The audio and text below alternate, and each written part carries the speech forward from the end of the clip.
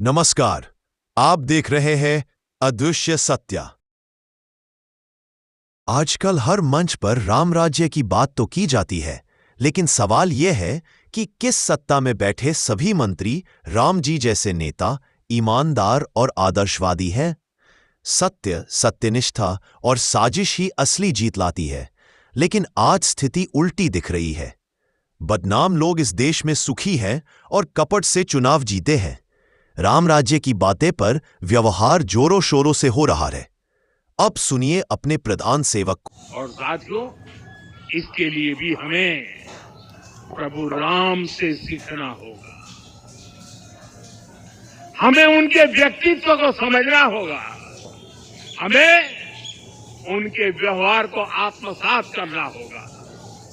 हमें याद रखना होगा, राम यानी आदर्श, राम यानी मर्यादा, राम यानी जीवन का सर्वोच्च चरित्र, राम यानी सत्य और पराक्रम का को अंतर्राष्ट्रीय मुद्रा कोष यानी IMF ने भारत की मुद्रा व्यवस्था को रेंगती हुई मुद्रा यानी क्रॉलिंग अर्थव्यवस्था के बारे में बताया है। एक ऐसी अर्थव्यवस्था जहां स्थिरता छोटे छोटे कदमों में है, लेकिन लगातार गिरती रहती है।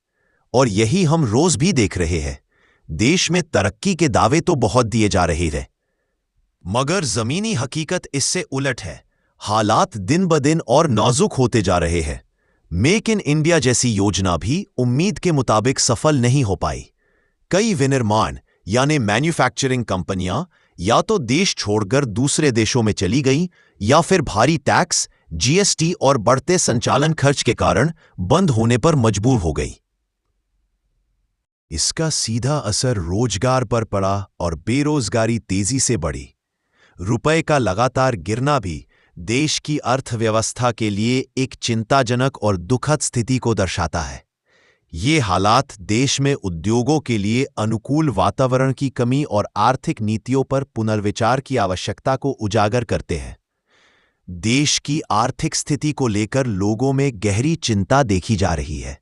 बड़ी संख्या में नागरिक क्रेडिट कार्ड, पर्सनल लोन और हाउसिंग लोन जैसे कर्जों का बोझ समय पर चुकाने में कठिनाई महसूस कर रहे हैं। बढ़ती बेरोजगारी, महंगाई और सीमित आय स्रोतों के कारण परिवारों की आर्थिक स्थिरता लगातार कमजोर हो रही है। इसी बीच कई लोगों का आरोप है कि चुनावी समय में सरकारी योजनाओं और नकद सहायता का वितरण राजनीतिक फायदा उठाने के लिए किया जा रहा है, जिससे सरकारी खर्च बढ़ता जा रहा है। इसके साथ ही यह भी आशंका व्यक्त की जा रही है कि वास्तविक आर्थिक हालात और GDP के आंकड़ों में अंतर दिखाई दे रहा है। कुछ आलोचकों का दावा है कि GDP के आंकड़ों में गड़बड़ी या गलत प्रस्तुति की गई है, जिसके चलते अंतर्राष्ट्रीय स्तर पर अर्थव्यवस्था से जुड़े ग्रेड या रेटिंग, बल्कि आम जनता का विश्वास भी घटता है। जय हिंद।